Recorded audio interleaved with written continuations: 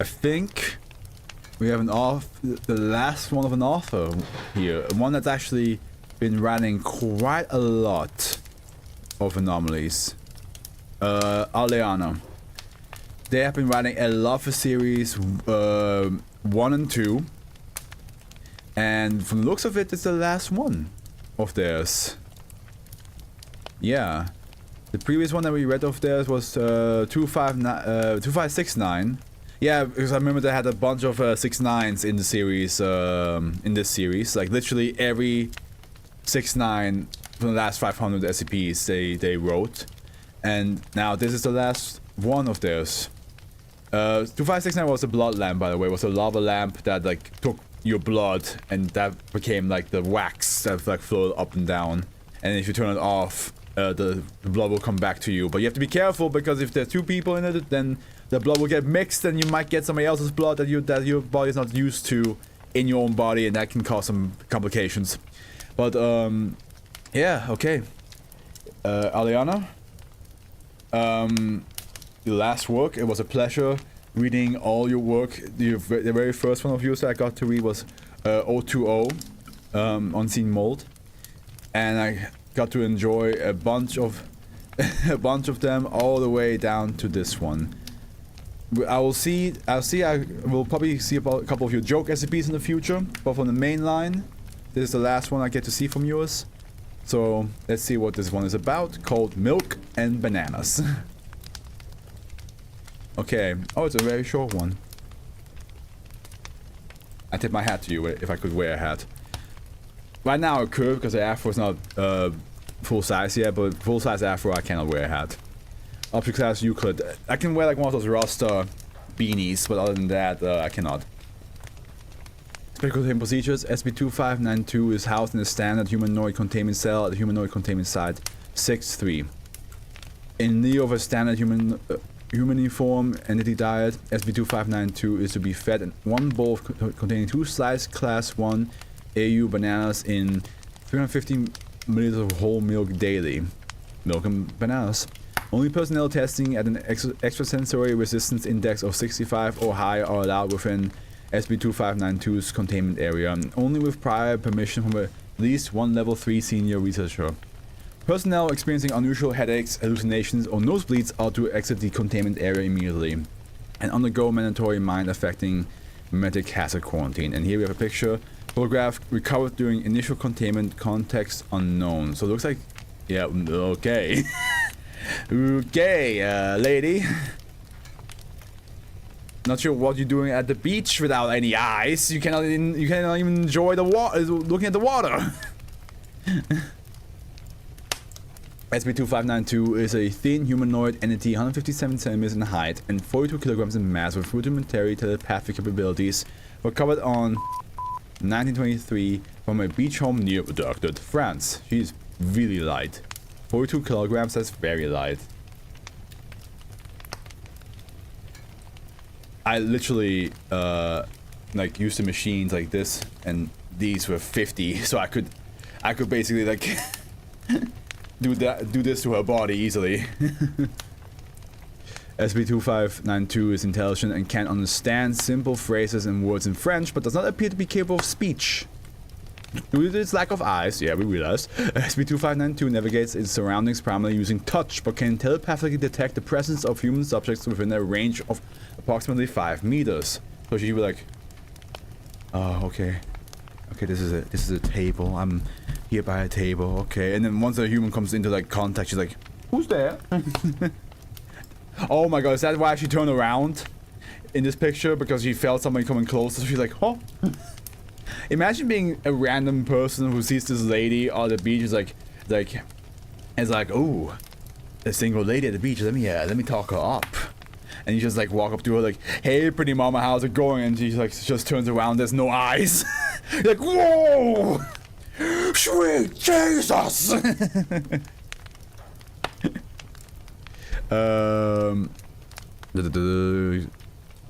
SCP-2592 has not shown any indication that it's capable of telepathic communication or thought reading, but has sometimes responded to a strong emotional state such as fear or distress. Yeah, I mean, if somebody were to like look at her and get scared, it's understandable. If allowed to, SCP-2592 will attempt to groom non-threatening human subjects by brushing and or braiding their hair using basic tools such as combs and brushes if available. Now, before anybody misunderstands, grooming here means, as it says here, brushing their hair. It does not mean what we're using it nowadays for. When left alone, SCP-2592 will either pace listlessly or lie in a fetal position. If I saw a stick-thin lady with no eyes, I think I'd rather go look for someone else to be... Do not brush my hair. Yeah, but like, I mean, she's not like stick-thin. She's 157 centimeters, so she's also very tiny. I would say she's probably like just barely like a little bit below normal. Because like if we know her numbers here, so like we could calculate her BMO like and see if she's actually in the healthy amount or if she's under. You know what? I'm actually gonna do that math right now. Now I'm curious.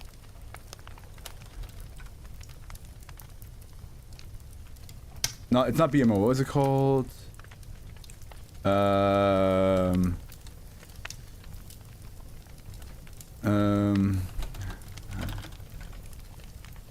BMI. I'm dumb. I got Fluff into math. Let's go. I actually was really good. Well, I was good in what was it? Because we had to choose between regular math, higher level math, and there was like one that was math purely based on statistics and I forgot what it's called, but like no, okay, IB math levels, standard level. There's standard level and higher level, but there was also one that I took that was like basically just was mostly focusing on actual like regular stuff, like I said, statistics, geometry, and I was actually really good at that. But let's just calculate the BMI, shall we?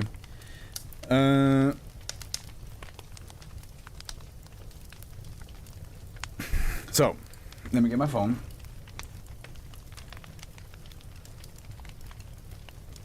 Okay, BMI. Actually, no, I think I can just BMI calculate. I think I can just do this here. Yes. So here we go. We don't know her age, right? It's just for the sake of this, let's just say she's like in her 30s, right? Let's just say that for the sake of this, she's in her 30s. Female, she's 157 and weighs 45. Okay, she is just barely she's underweight, but barely. She can, if she just eats a little bit more, she will be in normal. Hey, you said stick. You said stick. Don't you now fucking pretend like that's what that you actually, okay, you knew she was underweight, but like, yeah, no, here, look at this. Mild thinness. She's not underweight actually. She's mild thinness. Here, let me show you. She's here. She's right here. This will be the danger zone. But she's like right here. So, I knew she was close. Nah, shut the fuck up, dude. Trying to lie to the audience. Trying to look good. Trying to be like, look at me, I'm so smart. That's... Okay, tell she cannot talk, if allowed, will attempt to... Yeah, okay. Subject within 10 meters of SCP-2592 have consistently reported receiving hallucinations consisting of mental imagery consisting with that of a beach near the home in which it was recovered, as well as the sound of gently crashing waves, which have been consistently described as serene, peaceful, or relaxing. When startled or frightened, SCP-2592 is also capable of generating intense telepathic emanations that cause panic or severe pain in nearby human subjects and can lead to significant neurological trauma after prolonged exposure. Well, it started so nice. It's like, it was like, oh, don't be scared, child. Here, look, beach, crashing water, peaceful. But then, of course, also like, trauma. Don't you worry, child. It's all good. It's all good. Trauma. It's not. I don't want to cause this, but it's happening. Addendum 1, initial recovery log. SCP-2592 was discovered in a residential home belonging to redacted, a blind 58-year-old widow living alone. Okay, so she's 58. Well, let's go back to the calculator, shall we? She's 58. Nah, still on the still the same. A local milkman had become concerned following several consecutive days in which she had failed to receive delivery and notify local authorities. Upon forcing entry into the home, SCP-2592 was discovered in a distressed state in the apparent attempt to protect the body of redacted, who was later determined through autopsy to have been dead for several days as a result of a stroke. 6 police officers were injured by SCP-2592's telepathic distress response during the ensuing chaos. No, I saw that pixel difference. You saw the pixel difference? Are you sure about that? Let's do a little, we're being such sassy bitches to each other right now. Okay, so... You sure about that pixel difference right there? It looks pretty much the same to me, dude. The arrow is not moving. Okay, so there's a dead body. 6 police officers were injured by SCP-2592's telepathic distress response during the ensuing chaos. I think... So the distress response seems to be more like a defense mechanism from her side. Because people are like probably like yelling. And panicking, so she's like kind of like... You know what I mean?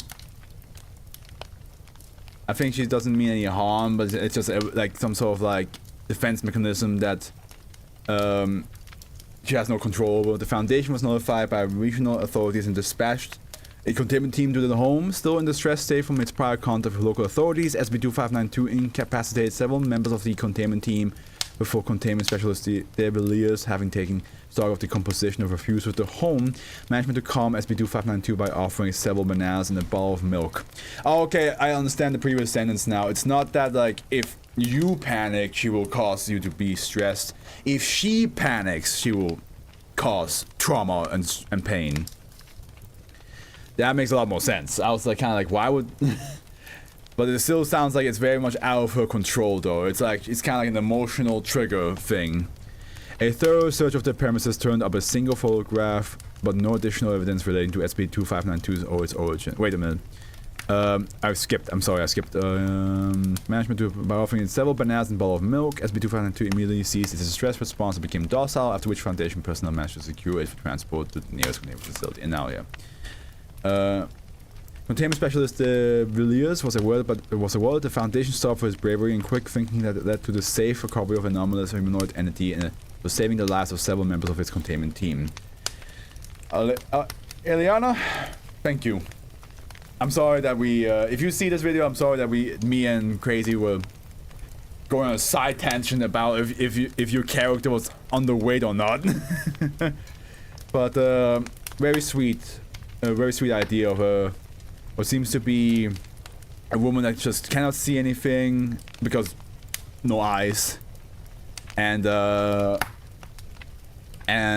if the moment she gets distressed, she's kind of like sending like, you know who that reminds me of? I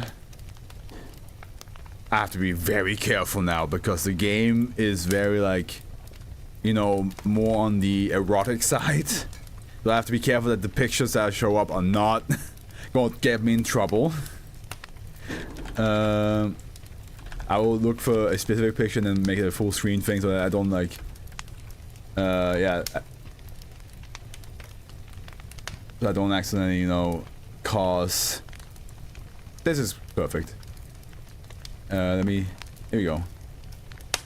So there's a game called Senin Kagura, and we have her, Murasaki. She's not blind, but she has a case of like whenever somebody like causes her emotional distress, she basically just has like a psychic explosion lash out, right? Like she would yell at you like, get away from me, and just like, it's just everything explodes around her. So Shit. I hope there was nothing there. Oh god. I hope I was fast enough that Twitch is not gonna get me in trouble now. Whew. Let's hope, let's hope. If so, Twitch, I'm sorry. Please do not ban me. Oh boy. I'm actually gonna double check that there was nothing there to see.